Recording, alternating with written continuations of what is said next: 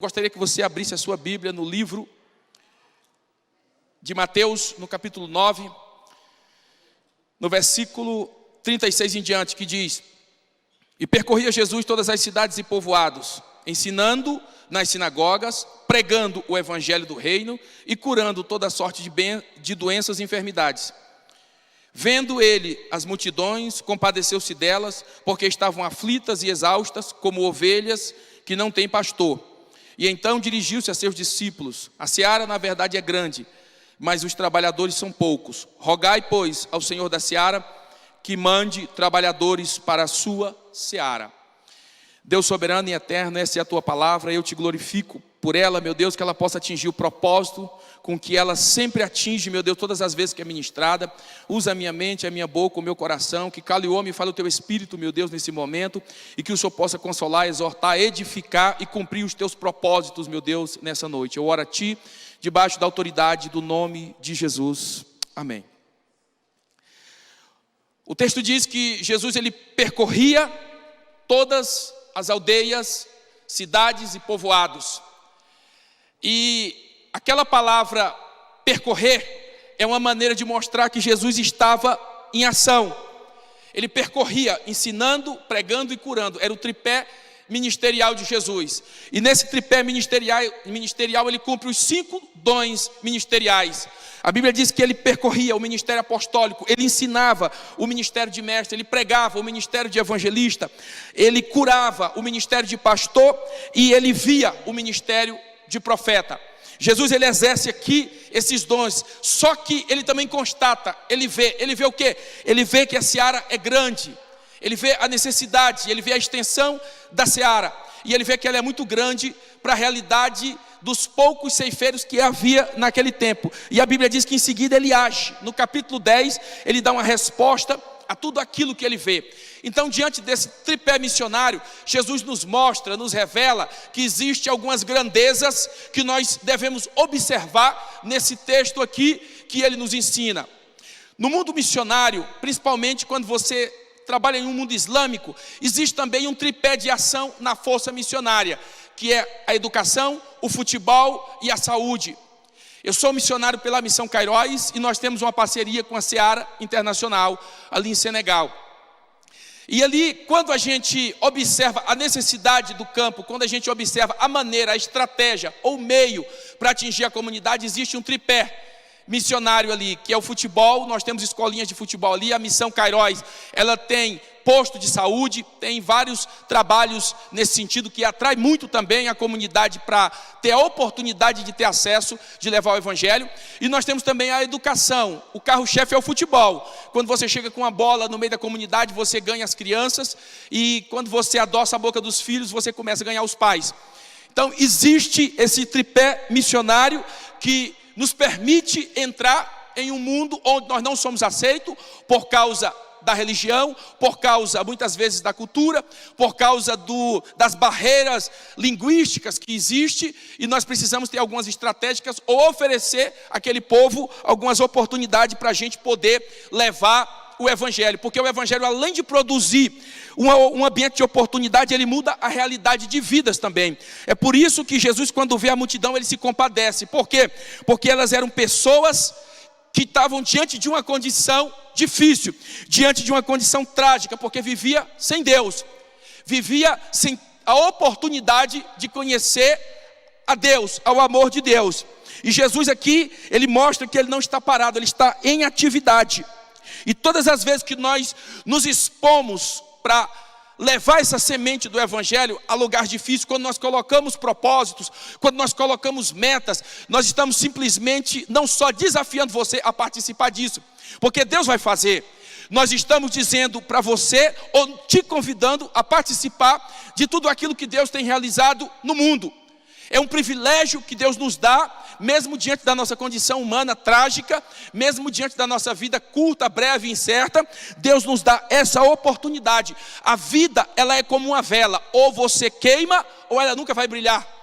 E nós precisamos nos doar, nós precisamos realmente buscar o que Deus quer de nossas vidas. E Jesus, quando ele vê essa condição trágica, ele constata que a seara é grande, mas poucos são os trabalhadores. E o interessante é que Jesus se dirige para os seus discípulos. Por quê? Por que nós estamos fazendo essa live nos direcionando para a igreja? Porque o apelo que ele faz é para aqueles que creem nele, é para os seus seguidores, é para aqueles que professam a fé, é para aqueles que conhecem o seu coração, é para aqueles que foram visitados pelo amor de Deus, é para aqueles que tiveram um contato com Deus, é para aqueles que foram resgatados do pecado. E a Bíblia diz que Jesus vê e diante do apelo divino ele sente compaixão. Compaixão, ele sente a miséria do coração daquele povo, ele sente a dor do coração daquele povo.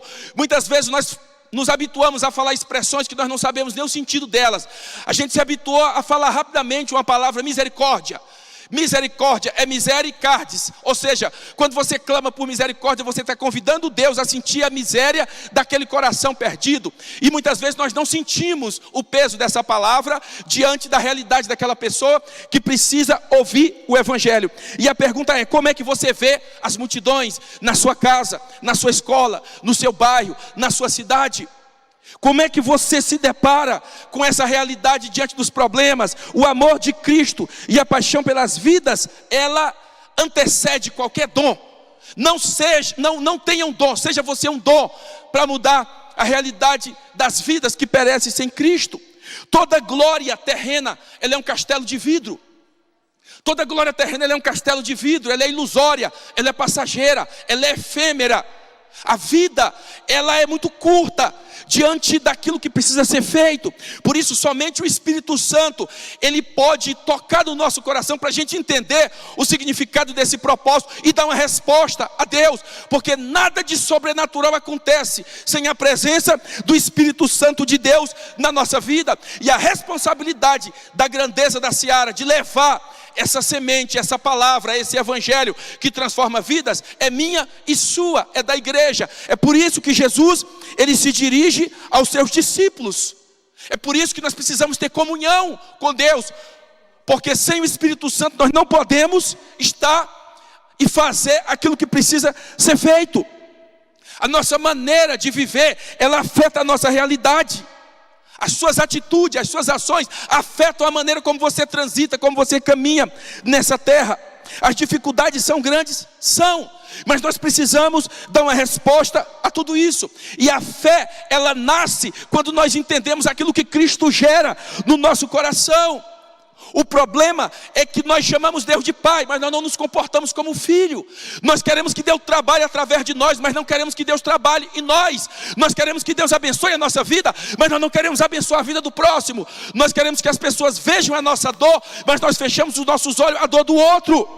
E Jesus, ele sentiu compaixão, e ele mostrou aquilo ao colégio apostólico, ele mostrou aquilo aos discípulos, aqueles que teriam a responsabilidade de levar essa mensagem adiante. Porque muitas vezes habita um personagem dentro de nós que ele precisa ser confrontado com realidades duras.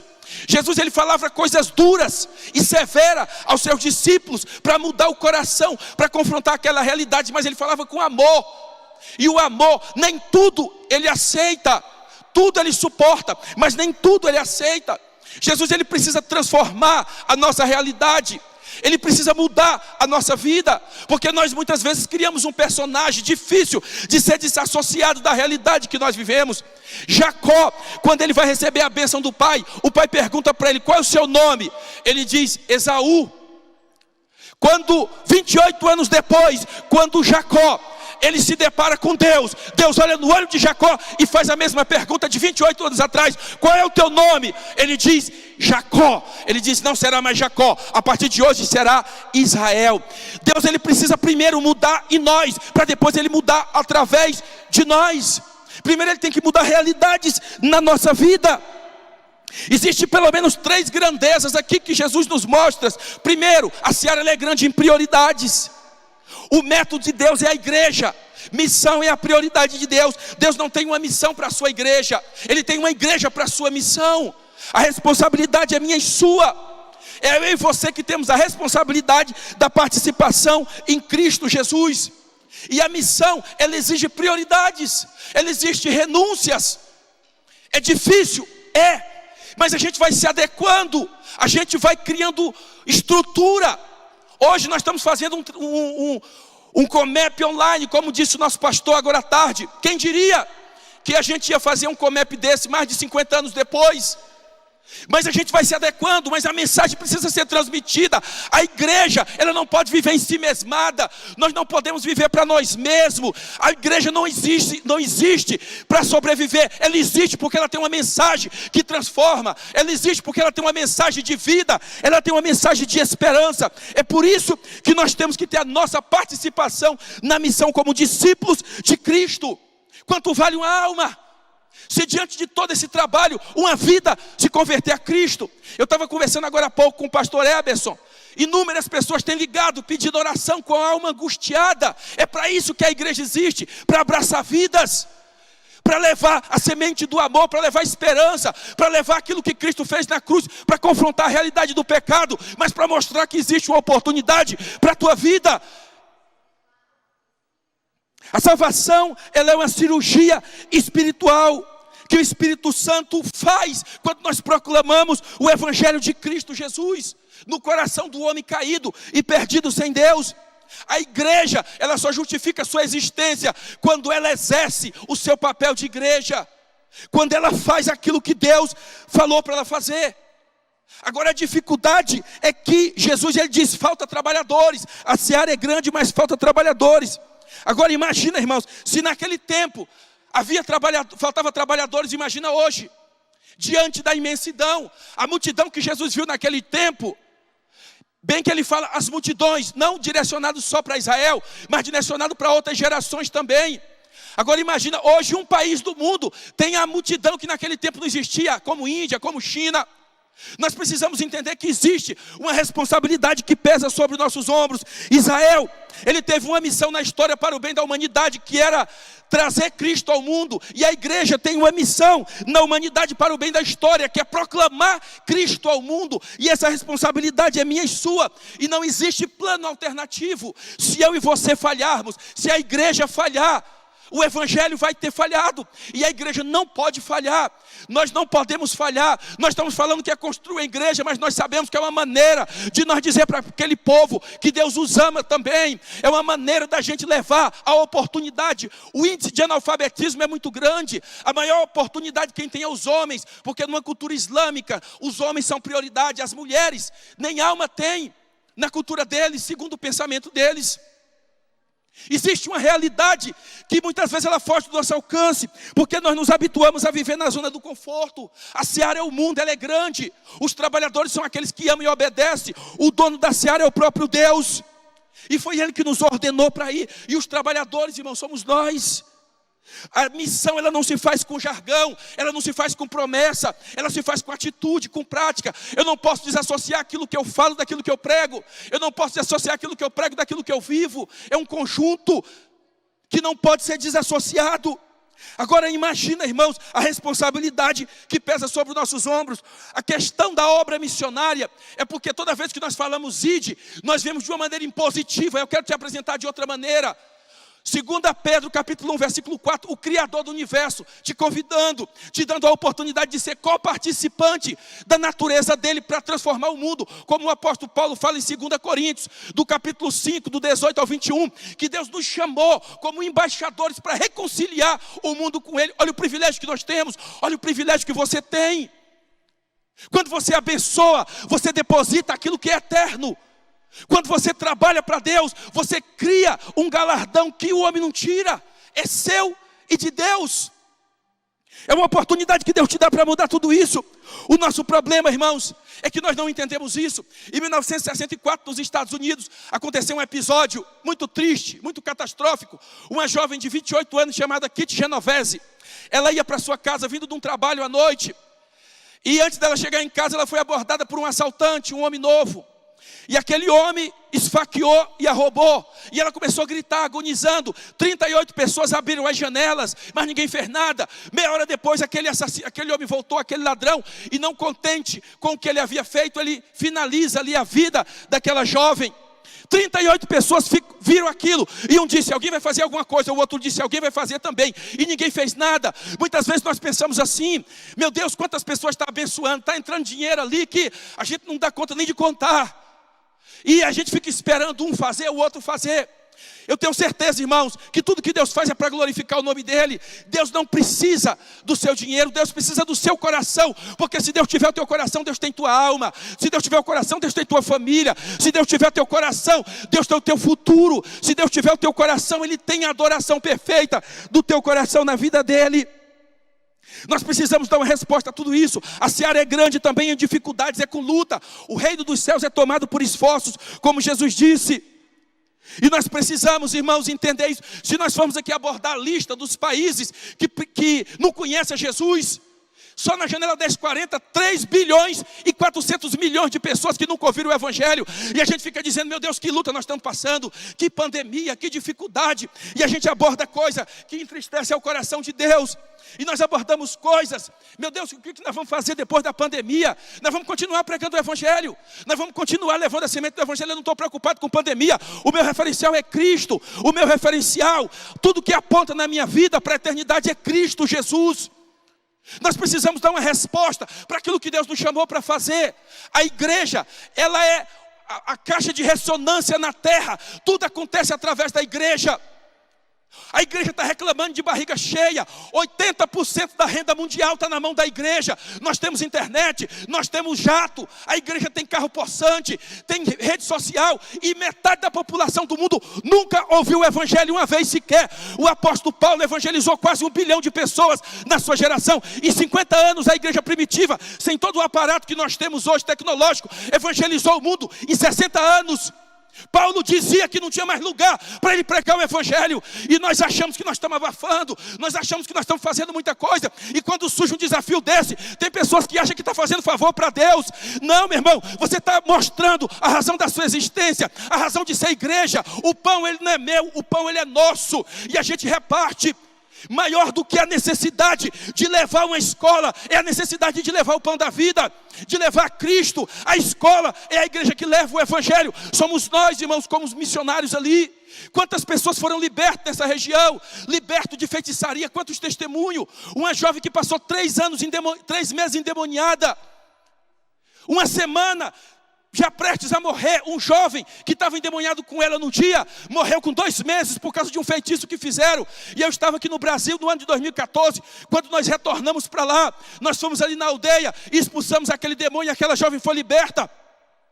O Evangelho precisa ser levado, e nós precisamos levar não só o Evangelho, mas oportunidade para aquele povo também. E eu quero te desafiar a dar uma razão maior do que somente a tua necessidade de viver, do que somente o teu umbigo. Existem coisas grandes que Deus quer fazer através da tua vida. Existem coisas grandes que Deus quer fazer através daquilo que Ele te deu, principalmente no teu coração, que o mais importante para Deus é a tua vida, é a tua alma. Existem muitos desafios, irmãos, que nós precisamos entender. Todos os anos morrem 50 milhões de pessoas sem Cristo Jesus. Imagina, nós estamos mobilizando todo um ministério grande, um ministério expressivo, gente do Brasil e fora do Brasil, para construir uma escola. Só no Iraque, por ano, eles formam 43 mil homem-bomba, crianças eles formam. Só em Bombaí, na Índia, por ano, eles formam 3 mil sacerdotes hindus e muçulmanos. E a gente passa uma luta para a gente conseguir levantar uma parede. Tem locais islâmicos que eles constroem uma mesquita por mês. E nós temos dificuldade, irmãos. Sabe por quê? Porque nós ficamos cegos. Quanto a igreja hoje, a dificuldade não é que a igreja não tenha, porque ela tem demais. Deus tem dado muito. E ela tem se empapuçado, tem se empanzinado com aquilo que Deus tem dado, e tem se esquecido do propósito principal. A seara também ela é grande em extensão. E a responsabilidade da seara, ela não é só de uma pessoa, ela não é só de um grupo, ela não é só de um pastor, ela não é só de um missionário, ela não é só de uma igreja, de um ministério, ela é de todo o corpo de Cristo, espalhado nos 4 cantos dessa terra. A obra de evangelização do mundo é uma responsabilidade minha e sua, mas nós precisamos entender que o Jesus, ele roga por trabalhadores no capítulo 9, mas no capítulo 10 ele dá uma resposta. Ele chama os seus discípulos e envia de 2 em 2. Qual é a resposta que você vai dar? Você vai continuar nessa vida? A vida vai passando. O que você vai apresentar para Deus? Seus diplomas. Os diplomas só servem para cá, para a terra. Para o céu é vidas. Jesus não morreu para curar, Ele morreu para salvar. Ele curou quando ele estava vivo. Pelas suas pisaduras nós fomos sarados. Mas a Bíblia diz que Ele nos amou e Ele nos mostrou o que é prioridade. E prioridade para a piedade, que é o tema desse trabalho. Existem 3 prioridades aqui que Jesus nos ensina. E o primeiro é anunciar o Evangelho. Não existe piedade, irmãos, quando você retém a palavra de salvação, que vai salvar vidas, que vai arrancar almas da eternidade.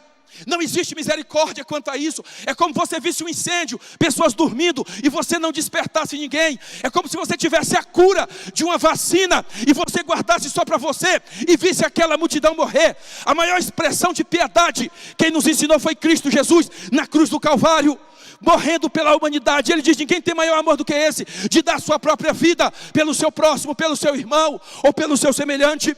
A segunda é ter compaixão pelas vidas, é sentir a dor do próximo. Qual foi a última vez que você chorou por uma vida? Qual foi a última vez que você derramou uma lágrima? Não porque tu perdeu a tua namorada, não porque tu perdeu o teu emprego, mas porque você viu uma alma indo para o inferno. Eu vim aqui para esse culto, irmãos, e eu vim triste no meio do caminho. Eu me lembrei de uma passagem de uma ministração do saudoso pastor Billy Graham, quando ele disse que uma vez ele ia pregar em algum local e no aeroporto um homem correu na direção dele embriagado e disse: doutor Billy Graham, fazem 20 anos que eu ouço a sua mensagem. E o pastor Billy Graham disse: meu Deus, que evangelho é esse que eu tenho pregado? Que evangelho é esse que eu tenho anunciado? Que um homem ouve 20 anos e não se converte e não se rende a ti. Aí, às vezes a gente indaga: por que Deus não cura mais? Por que Deus não liberta mais? Por que nós não pregamos mais o evangelho na autoridade que a geração passada pregava? Nós não temos mais a responsabilidade que a geração passada tinha. Nós somos uma geração descompromissada e nós precisamos mudar esse sentido. Nós precisamos mudar essa direção. Nós temos muito conhecimento, mas pouca formação. Nós precisamos entender que Deus quer gerar estrutura sólida em nós, para nós darmos uma resposta a tudo isso. Quando eu vinha vindo agora aqui, eu me lembrei que há 13 anos atrás eu morava aqui nesse bairro onde eu estou ministrando, e eu morava ali embaixo numa rua chamada Fernando Costa, e eu saía para o centro de Anápolis de noite e evangelizava, voltava para casa 2, 3 horas da manhã, sozinho, ninguém me via, mas Deus me via. E eu me lembro que eu evangelizei um homossexual, um travesti, e 13 anos depois, quando eu vinha para o culto hoje, eu passei e vi ele no mesmo lugar, fazendo a mesma coisa, e o meu coração entristeceu. Sabe por quê? Porque naquele dia eu dei um abraço nele, era 1h30 da manhã, mas eu me lembro bem. E ele disse que ele era rechaçado, que ele era envergonhado, e eu disse: não, Jesus te ama. Prova disso, ele me enviou aqui para falar isso para ti e para te abraçar. E ele continua na mesma vida. Vidas são preciosas para Deus. Você não está investindo em tijolo, você não está investindo em ferro, você está investindo em vidas. São sementes preciosas para a próxima geração, que pode levar luz para aquela nação, que pode levar luz para aquele povo, que pode levar luz para aquela geração. Deus precisa confrontar a nossa realidade. Deus nos dá a oportunidade, mas nos cobra a responsabilidade. Existe uma responsabilidade sobre os nossos ombros. Os irmãos que estão aqui estão desde 3 horas da tarde engatado aqui. Eu acredito que antes, que 3 horas foi quando começou, se esforçando para atingir o teu coração, para Deus gritar no teu ouvido que te ama, que não se esqueceu de você, para dizer para você não tirar a sua vida, para dizer para você não se separar, para dizer para você honrar o teu pai, que é uma lei espiritual com promessa, para dizer para você que ainda há esperança para a tua vida. É para isso que existe o Comep Morada, é para isso que existe a igreja. É para trazer a você oportunidade que sem a igreja você não teria. Nós precisamos dar uma resposta a tudo isso. Viver não é só viver o presente. Viver é dar uma resposta para aquilo que nós pretendemos e queremos no futuro. Quantas vidas estão indo para o inferno, irmão, sem Jesus? Se as pessoas tivessem medo de ir para o inferno, do tanto que eles têm dessa enfermidade, meu irmão, já tinha muita gente salva, igreja cheia. Eu quero ir para o culto.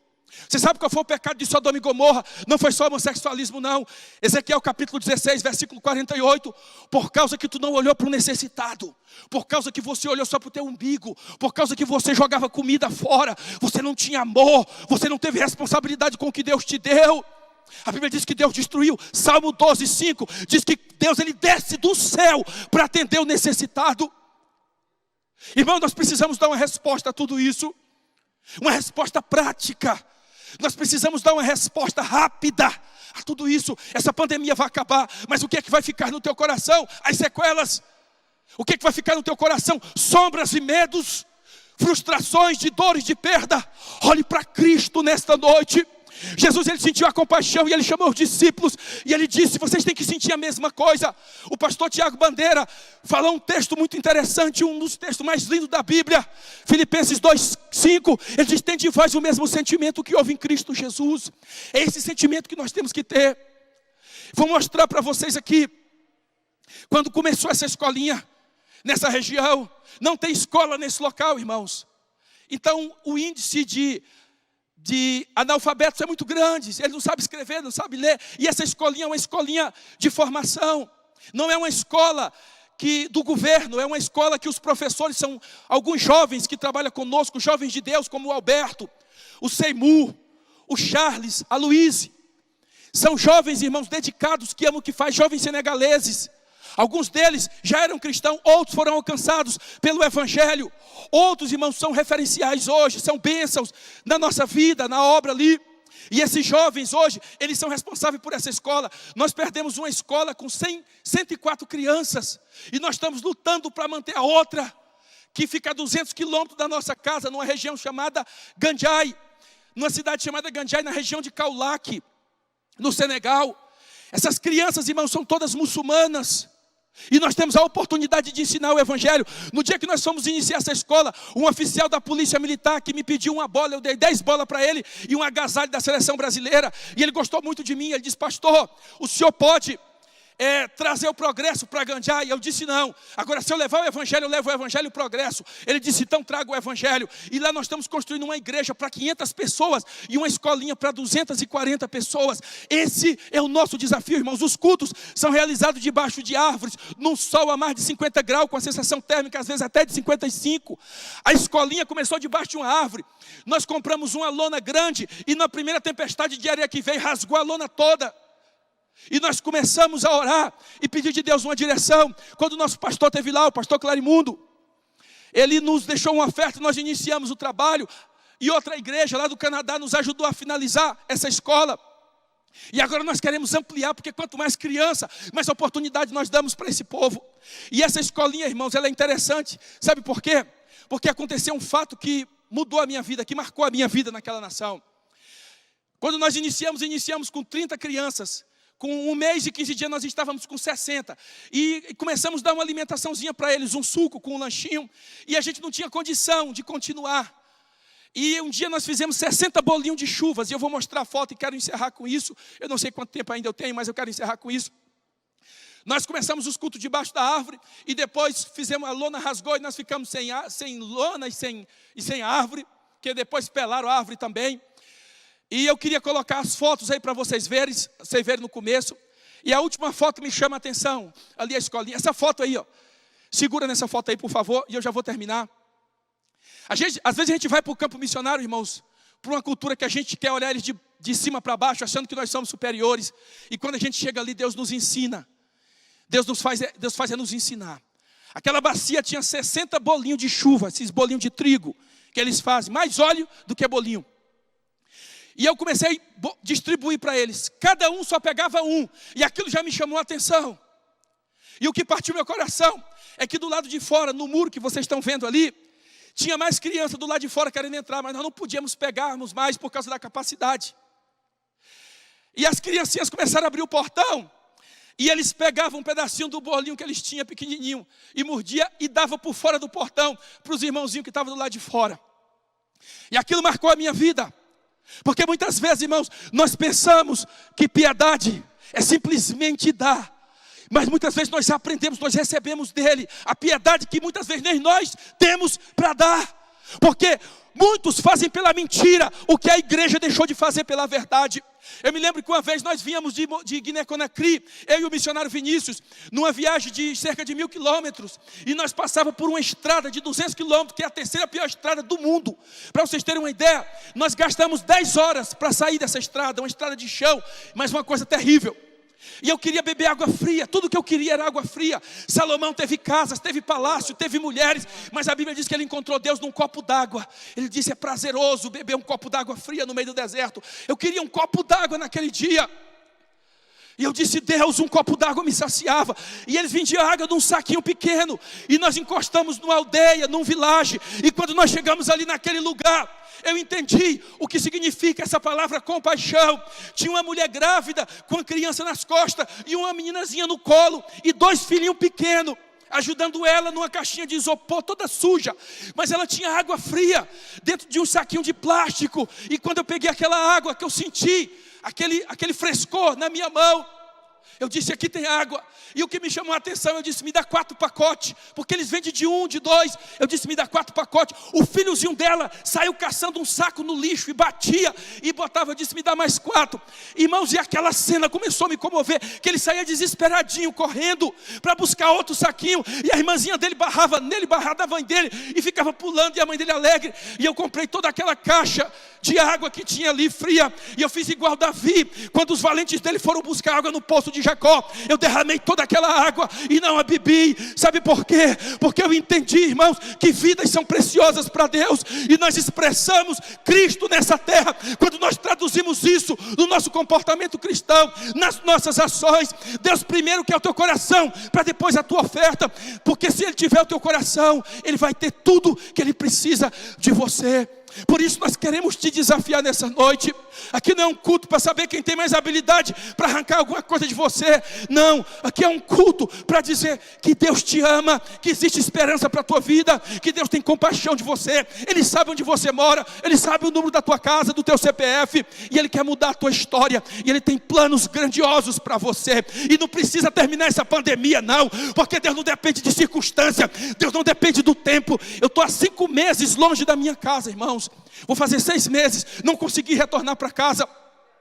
Mas Deus nos abençoou aqui, Deus salvou vidas, Deus nos deu aqui uma casa, irmão. Deus nos abençoou com um local aqui, nessa região. Aqui, irmãos, eu sou bem cuidado. Tem famílias ali, a família ali do irmão Reinaldo, ali em Aparecida de Goiânia, do pastor João, da pastora Fátima.